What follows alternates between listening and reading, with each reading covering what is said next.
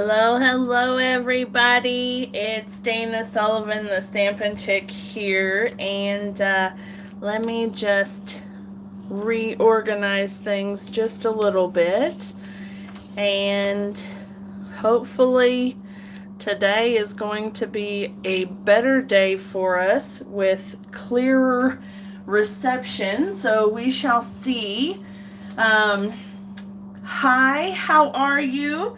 I hope everyone is doing well today. There's a little difference in sound quality today, and that has everything in the world to do with the fact that I am not actually in my Stampin' studio.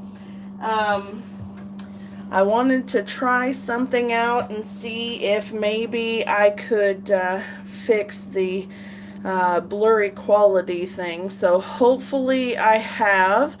If someone comes in and could just let me know if the quality is good or not. I hope it is. All right, so today we're going to be working on project number 3. So this is day 3 of the 13 treats of Halloween. And today's super cute little treat is one of these mini Kit Kat holders. So super cute and a lot of fun, very simple to make. Of course, we love those, so that's always great. And yeah, so let's get started, shall we?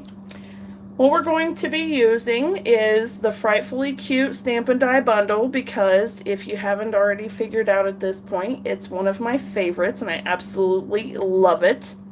So we're going to be using the tree die. We're going to use the owl.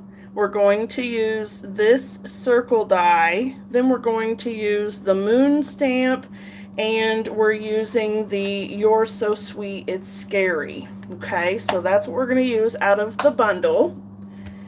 And then we're going to be using Bumblebee ink, Memento black ink, and a little bit of soft suede.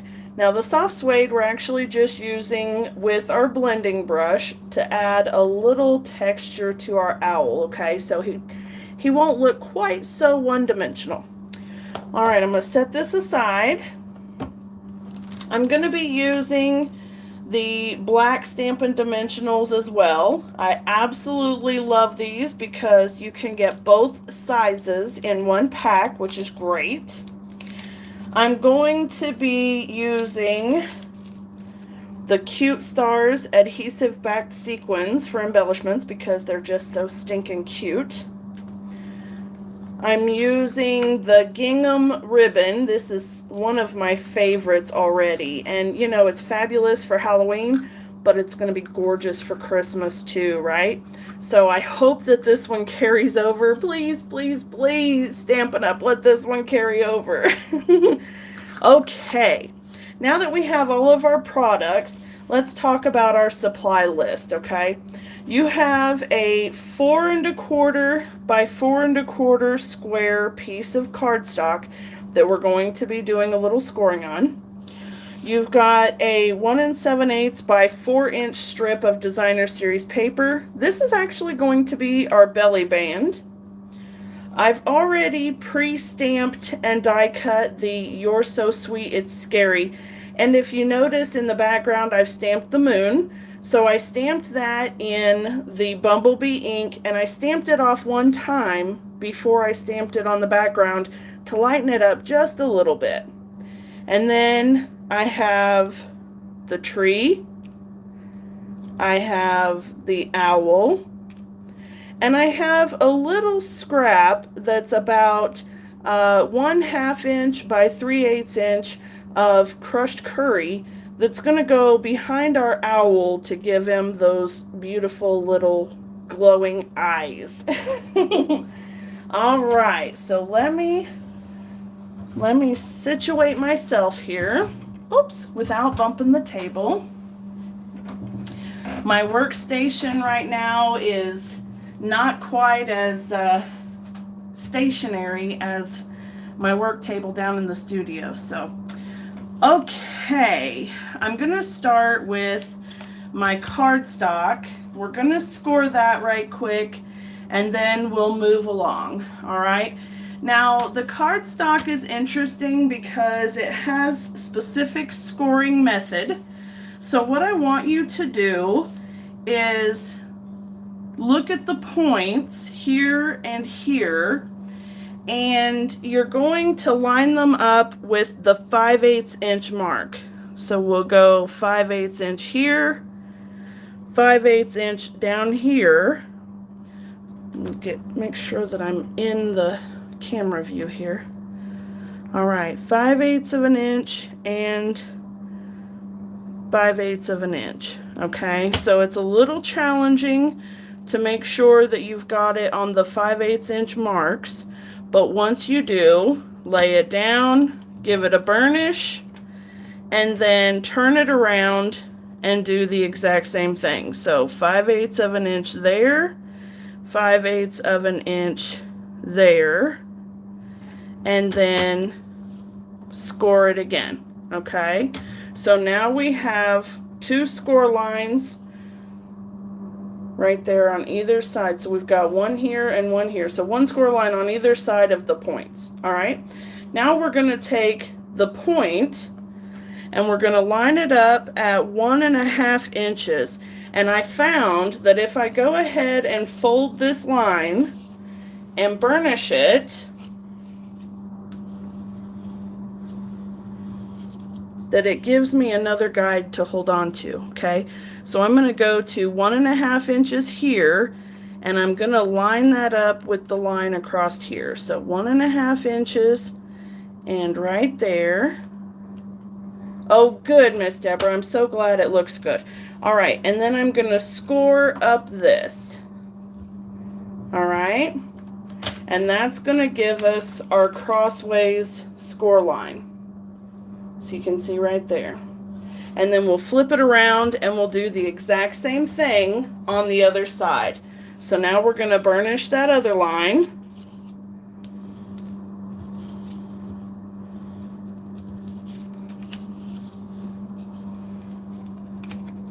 And then line it up on the line across here and at the 1.5 inch mark. Okay. Just like that. All right. Now we can pull our trimmer out of the way. We're not going to need it again. But we are going to score those lines.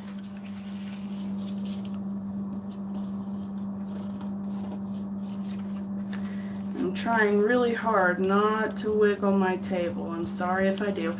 All right, so now you see your score lines here, and it should look something like this, okay? And then what we want to do is we want to trim these little triangles off on all 4 of the corners.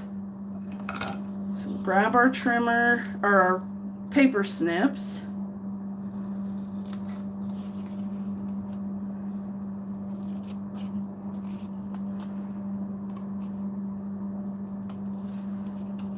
Okay,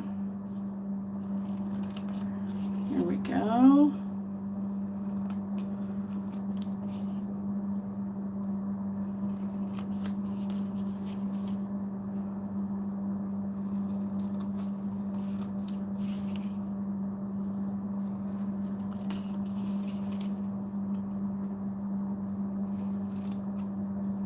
All right, so then you're ending up with something like this. All right, now you want to take your bone folder and just kind of curl the edges of the paper so it softens it up. You could also put this on the edge of your table and run it down the table. So let me just pull it away from the table here just a little and curl up the edges. So you're just kind of breaking up the fibers a little to make it easier to fold over, okay? Now you're going to want to snip one of the big triangle ends, and it really doesn't matter which one. You're just going to give it a little snip across, and that's going to give you room to put your Kit Kat and for it to curl around and touch the inside here without getting all bent up. Okay, so it's just making room. And then you're going to fold the other side over so it's wrapping around like a nice little blanket. Okay, and then I'm going to snip the tip off of that triangle too so that it lines up with the edge. Now this doesn't have to be done, and it doesn't have to be done exactly, but let me curl my edges a little more. There we go. That's better. All right. So now I'm just going to give it a little snip here just to line it up. And now I have that. Okay, so now that's my box. Now what I need to do is take my designer series paper and some tear and tape. And I'm just going to put the tear and tape on one end because I want this to be a belly band that slides off. I don't want to actually have to ruin my treat holder. So that's one thing. I really like having a belly band that I can slide off and on instead of a permanent closure, right? Okay, so now I'm just going to line up on the bottom, right about the middle. I'm going to wrap this around and line it up with the bottom. All right, now I'm not going to squeeze it super, super tight, but I want it to be snug. Okay, so it can still slide off without a problem, but I want it to be on there so that it doesn't fall off. Okay, so now that's the belly band in the box, and that's pretty much our treat holder. So the base of the treat holder is done. And now I want to take some of my ribbon. Let me move my scraps out of the way here. I'm going to take some of my ribbon and wrap it around the belly band. And I'm just going to tie a bow over here on the side. All right, so let me bring my tail over, cinch it down. You know, I like to tie directly from the spool rather than cutting off a length. So I can't tell you exactly how long this is, but on my blog here in just a little bit, I'll be posting all of the measurements and instructions for this project, and I will put an actual measurement over there for you. Okay, so if you need to have an actual measurement, I'll have that for you there. Okay, and you can see my blog at stampinchicktn.blogspot.com, or just type in thestampinchick.com and you'll go directly to my website. Okay, all right, so now that I have my bow, which I like and it's super cute, I'm going to start working on my other embellishments here. And I want to take my little owl and a bit of soft suede ink, tap, tap, tap, and then I'm just going to kind of lightly work over him. Not worried about working up the center because I don't mind there being a bit of highlight there. I just want a little bit of color around the edges. Okay, so we're just adding a little dimension is all. All right, close this up. Okay, now then I want to use a little bit of liquid glue and very little bit right here at the center of the trunk of the tree. Okay, I want to put some of the glue on there because I'm going to tuck it just behind the edge of my sentiment piece here. All right, so a lot of what we've got going on is actually going to be hiding off the edge holder because we really don't have a whole lot of space here. So I want to make sure that I'm using a little bit of liquid glue and not taking up too much real estate, right? All right, now I need a couple of little dimensionals, and I'm just going to put them down the middle of the circle here. All right, and this is going to attach my sentiment piece to the box.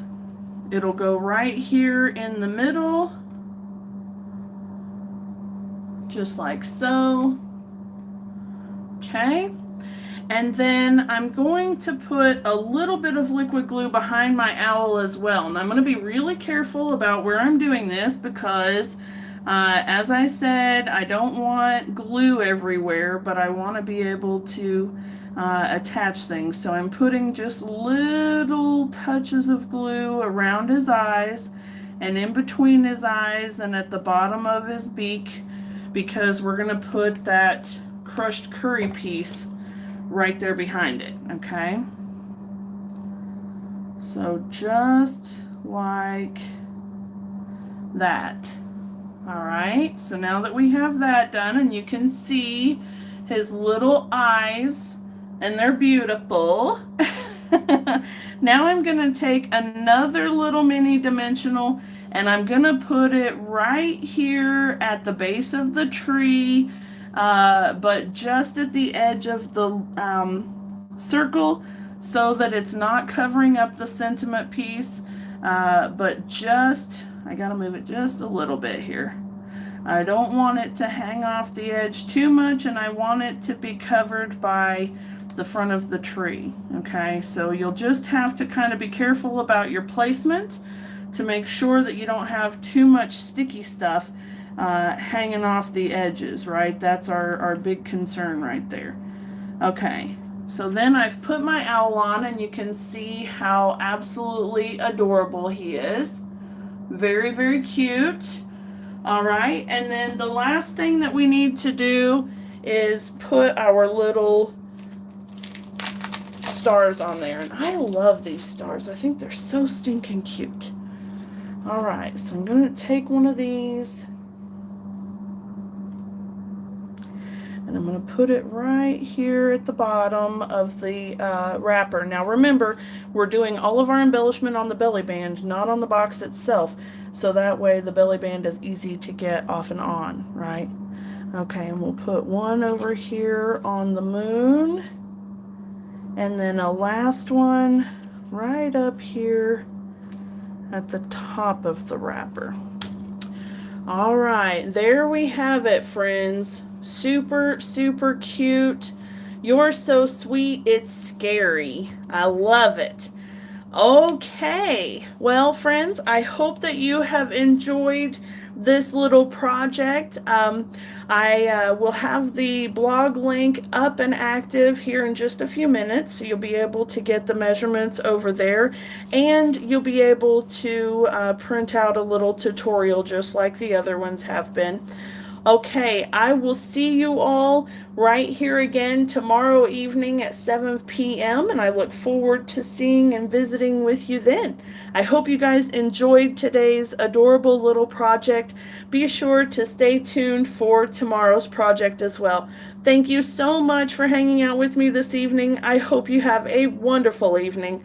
Bye for now.